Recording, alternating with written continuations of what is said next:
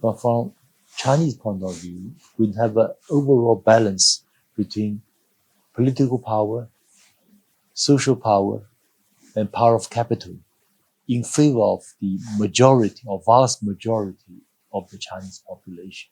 The United States is a balanced power in favor of the power of capital. That's a problem. And so eventually the system may be increasingly in goods, in trade of goods, more and more use of Chinese currency. In trade of financial products, more and more US dollars. There could be different layers of operations. That could be another way out. So you would see this as part of China's vision of a more multipolar That's world? my vision. Because this is inevitable. Multipolar polarity is already there, but what we need is a multipolar world order. This is still in the making. We hope there'll be something better than this system. The problem with Donald Trump is he did not want this system either. Unipolarity, United States economy is hollowing out. He's not happy. He said we should abandon that. But he looks backward. We look forward.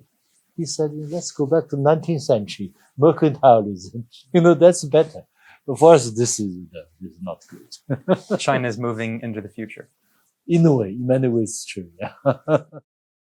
Today, I have the pleasure of being joined by the renowned Chinese scholar Zhang Weiwei.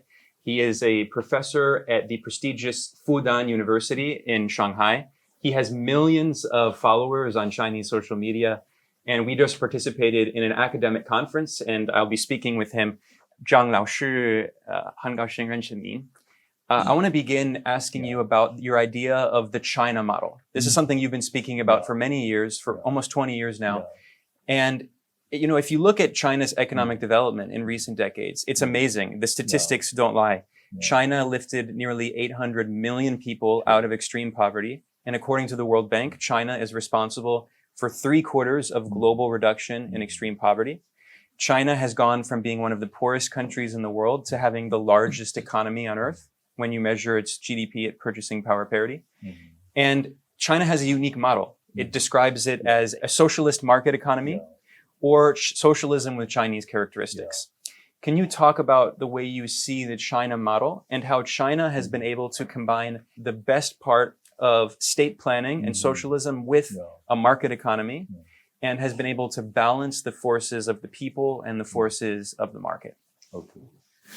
And if you think of Chinese model or China model in terms of political dimension, economic dimension, social dimension, I can give you a very quick and simple explanation. Politically, it's about a holistic political party. In the Western model, political parties are partial interest parties or partisan interest parties.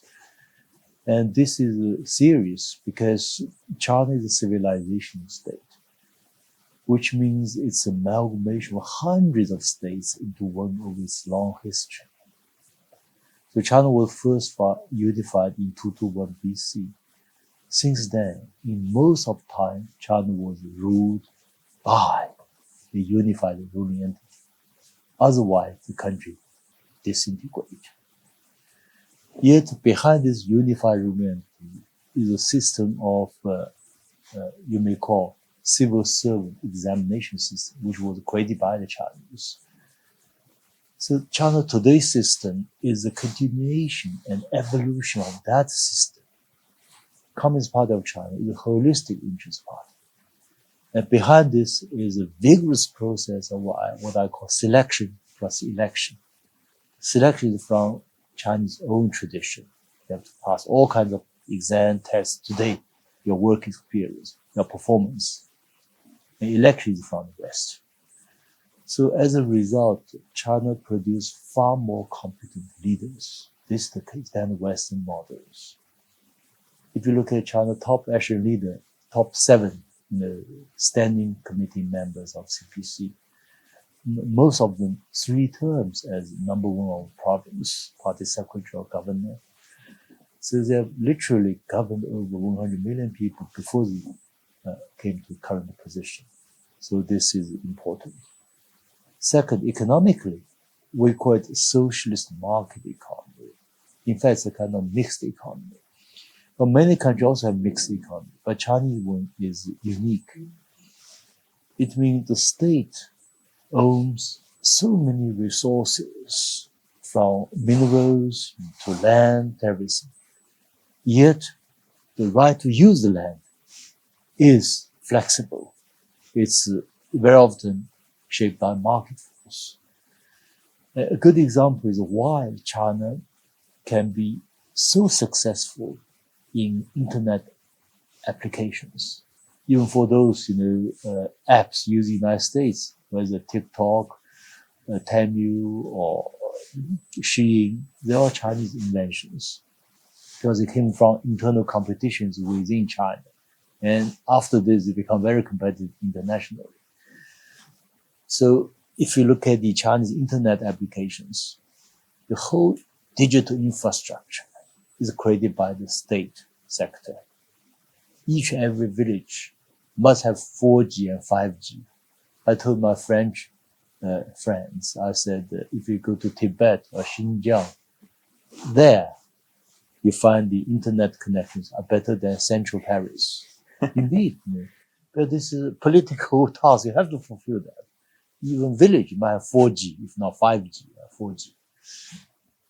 At the same time, the private sector, like Ali Group, made best use of this availability of top-notch infrastructure and provide internet service, e-commerce, to the best of their capability.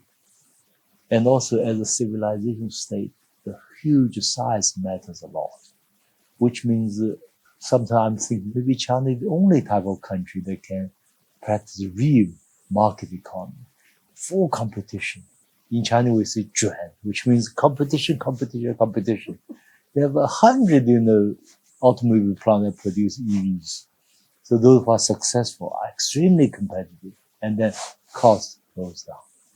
Socially, rather than the Western model of pitting society against the state, China is a state and society engaged in mutually positive reactions. If you look at the Chinese state and the party, it's far more reactive to the events or incidents or earthquake, whatever that happens in China. This response is much more faster on the Chinese model. Yeah. Can you talk more about the differences between the US capitalist model and the Chinese socialist model? You mentioned that in China, many of the leading industries are run by state-owned enterprises, including the financial sector, telecommunications, certain industries, mining, energy, the land. And another aspect of that is that in China, there are very rich people. There are billionaires, but they have no political power. Whereas in the United States, we can see very clearly that powerful billionaires have significant political influence through lobbying, through funding the campaigns of politicians. That would never happen in China. Can you talk about what you see as the differences between the US capitalist system and the Chinese socialist system? And the American model is known for so-called separation of power. Executive, juridical, legislative, and they are balanced or whatever. But from Chinese point of view, these three branches all belong to the political domain. So you have a balanced power within the political domain. The Chinese believe, from my research, we need to have something go way beyond the political domain. We need to have an overall balance between political power, social power, and power of capital in favor of the majority or vast majority of the Chinese population. So that's the key difference. So from Chinese point of view, the Chinese model, you have this kind of balance of three powers in favor of most Chinese people. United States is a balanced power in favor of the power of capital. That's a problem. And that problem in many countries. For instance, if we make any calculations, if a US company, Microsoft or Apple invest in China, they make huge profits from China. We made a rough calculation. Chinese workers maybe get 5% of the total profits. 95% go to either Microsoft or Apple or other intermediaries of foreign companies, not Chinese companies. But it could be 5%, 10% Chinese gain. But even with that, we said, we'll create jobs, and then these workers can afford a better life than before. Of course, China also moved up in the value chain. You cannot always do the manual labor and produce T-shirts. And China as a civilization states every year produce now more engineers and scientists than the Western countries combined. That's what makes all the difference. So this balance of power, three powers, for the whole, beyond the political domain, social power, power of capital, and political power, in favor of most of the population. That's key. If the United States companies have made huge profits in China, they are beneficiary from globalization. But for one reason or another, their revenue, their income cannot be slightly more fairly distributed in the United States. And that's the problem with the US. It's an internal problem rather than a problem from China. It's from our point of view. And can we talk about the Chinese conception of democracy? Because a key part of what you call the Chinese model is a different conception of democracy. Now, the very superficial understanding of democracy in the West essentially means that every 4 or 5 years, people go and vote for a candidate who's funded by big corporations. And that's the limit of democracy. There's no popular participation. The Chinese understanding of democracy is much deeper. In China, you have the idea of whole process people's democracy. That democracy is a long process. And in the West, they say China is authoritarian. But you would argue that actually China has a different kind of democratic system. What is that? I challenged many years ago this whole paradigm, so-called democracy versus autocracy, democracy versus authoritarianism. In the battle between democracy and autocracies, democracies are rising to the moment. The problem with that paradigm, or old-fashioned paradigm, is that it's defined by the West. It's like, the West, for one reason or another, first registered this particular brand. So China, you can explain whatever. It makes not much difference. They're always defensive. So I said we need to have a paradigm shift. What I advocate is a paradigm of good governance versus bad governance. Then people challenged me, said, well, why you dare not discuss democracy? I said, no problem, because we divide democracy into procedural democracy and substantive democracy. So when you talk about regular election, multi-party system, one person, one vote, that's procedural democracy or democracy in form. What we should discuss more is, first of all, democracy in substance, the very purpose of democracy. In China, we say Dao, Dao and Shu. Dao means the overall purpose. Shu means specifics or procedures. So Dao must be very clear. And good governance is the Dao, the very purpose of democracy. So China first focus on the Dao, on the good purpose of good governance, and how to achieve good governance. Then we try to work out what kind of procedures and for democratic practice. You mentioned the whole process democracy. A good example is how to make legislature, to produce laws. In the United States, it's really confined to small circles and lobby groups and lawyers. In the case of China, each and every major law must first go to the grassroots. Hundreds of what's called the legal local contact centers from the People's Congress. I'll give you an example. In Shanghai, we visited one such center. The People's Congress sent a first draft of its legislation on the law against family violence. And then they have the center organize this discussion of this draft with ordinary people. They have a kind of, 300, whatever. connected households, other give feedback. So one feedback is in this draft, they only mention husband violence against wife. But actually, in Chinese, especially countryside, there are other problems like the young people, violence against the elderly. So this should be reflected in the law. In the end, this is reflected. So this is what we call the whole process democracy. And then after that, it's not just the legislature adopted, it's about enforcement. There'll be all kinds of, groups from People's Congress, from Political Consultative Conference to examine to what extent the law has been implemented. So Chinese are much more serious about this. Of course, we have our problems, yet on the whole, this part of Chinese democracy is not well understood by the outside world. Another example is how we produce 5-year plans. If you look at China's progress in EV, which is the leader in the world in EV industries, it's the result of 4 5-year plans in over 20 years. So why I consider Chinese model a better option than Western model? For one thing, if you talk about Green Deal, Green Revolution, so much fanfare in the West, especially in Europe.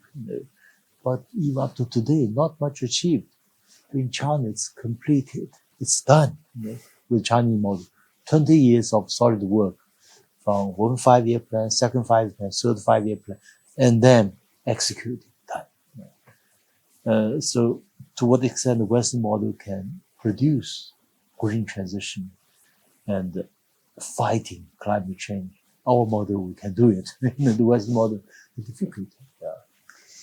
Professor Zhang, back in 2011, you participated in a debate with Francis Fukuyama, who was a defender of the Western capitalist system, of a liberal democracy. He famously argued after the fall of the Soviet Union that that was the end of history and that all countries would eventually adopt this model of a liberal capitalist democracy. He claimed that there would be an Arab Spring in China, and you were skeptical. And you actually argued that the Chinese system would last longer and that the US system faced many flaws, including the danger of what you called low-minded populism. Here we are 14 years later, and I have to say, it seems like you were the one who won that argument. Can you reflect on that debate and what you think about the situation today? When the debate occurred, that was in June 2011. That was time of Egyptian Spring. And Mubarak fell down from power. So Professor Fukuyama was convinced that China may also go through its own Arab Spring. And because from his thesis of end of history, even Arab countries, peoples now demand for freedom of speech, one person, one vote. So why not Chinese? And I said, be cautious. I know the region. I've been to Egypt 3 or 4 times already. I said, Egyptian Arab Spring will become Arab Winter. I said, very firm. I said, no doubt it will occur. And in the end, it occurred. If you tell this to the Arab people, they will say, it's true, it's Arab Winter. It's far more complicated than this idealistic, end of history advocates, because that's bound to fail. Same with China, it's much more complicated. It's a civilization of thousands of years. You have to understand this, otherwise, whatever your prescriptions, they will not work. And also, my one debate with him is about his populism. He thinks, with American media, free media, freedom of speech. Like he said, I remember, the famous saying from Abraham Lincoln, you can deceive some of people some of the time, but not all people all the time. I said, this is a bit romantic. As we are in politics, we have to be very honest because there is a huge opportunity cost.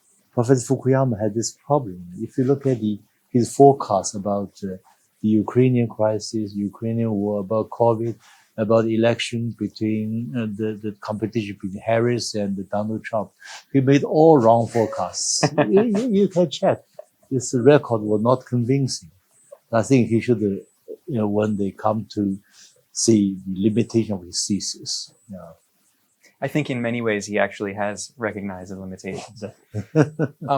Let's talk briefly about the trade war that the U.S. has been waging against China. It was started by Trump in 2018 in his first term, but it was continued by Joe Biden. Yeah. It's bipartisan. And Trump in his second term expanded it again. It's been going back and forth. But you have been warning that in the U.S., a lot of these officials are overestimating how powerful the U.S. is. And, there's this famous slogan, Trump says, we have all the cards, and China says, we made the cards. China manufactures everything. The U.S. economy has deindustrialized. So you've warned that in reality, the U.S. economy is more dependent on Chinese production than China is dependent on exporting to the U.S. market. How do you see the trade war, and which side is losing? Maybe both sides are losing, but which side do you think will lose more? United States will lose more for sure. And from day one, so 7 years ago, when Donald Trump launched his first round of trade war, we said openly to the Chinese audience through TV, so the United States will suffer. When we say the United States depends far more on China, which means if you look at the manufactured goods used by the Americans, those imported from China are either China is the only exporter, producer, or at least 80-90% of the components are produced in China. In other words, US can't find alternatives in the foreseeable future, not in 1 or 2 or 3 years. And so this is the basis. Whether, see, as an item as small as a screw, a toaster, to as big as whatever, the frame, whatever, all kinds of heavy machine equipment. And then the Trump's idea that with this kind of tariff war, US will rebuild its manufacturing industry. It's also naive. If I look at in what we call in this region, Shanghai, it's called the Yangtze River Delta. And same with the Pearl River Delta. A company like Apple or Microsoft or Tesla, they can find all the spare parts supplied by the whole ecosystem within a radius of 100 kilometers. So this kind of ecosystem has been built by Chinese through both planning and also market, Chinese model, for decades. It's a product of decades. So the United States cannot reproduce them. Impossible. You don't have this kind of ecosystem. As a result, you want to recreate it, you take decades and decades, if not more. So I think it's very naive to make this kind of calculation. And this is one reason why we see the United States will lose miserably. And the final question I have today is about the financial system and the role of the US dollar. China gradually for the past decade has been reducing its holdings of US government debt, US Treasury securities. And China is part of a global movement seeking alternatives to the dominance of the US dollar and US financial hegemony. China is part of BRICS, and it is working with other countries to create alternatives. So what do you see as the future of the global financial system?